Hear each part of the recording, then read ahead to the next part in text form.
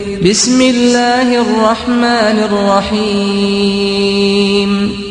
بناوي خداي بخشندو مهربان القارعة ما القارعة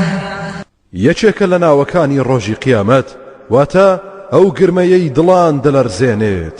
ئاخۆ القارعة چی بێت وما أدراك ما القارعة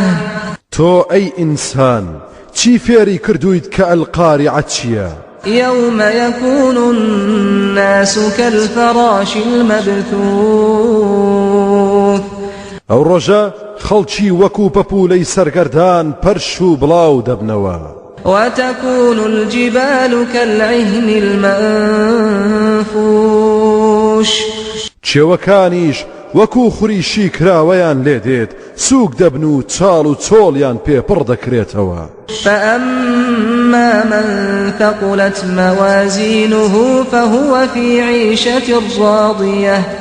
جا ئەوەی تەرازووی خێری سەنجین بێت ئەوە لە بارودۆخێکی خۆش و ئاسوودەدا ژیان دەباتە سەر و زۆر پێی ڕازیە وأما من خفت موازينه فأمه هاوية ئەوەشی تەرازووی خێر و چاکەی سووک بێت گوناهی زۆر بێت ئەوە دایکی ئەو دۆزەخە باوەشی بۆ کردوتەوە وما أدراك ما هي نار حامية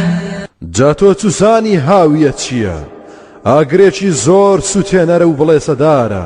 هەرگیز خامۆش نابێت و تینی کەم ناکات و لە کۆڵی نابێتەوە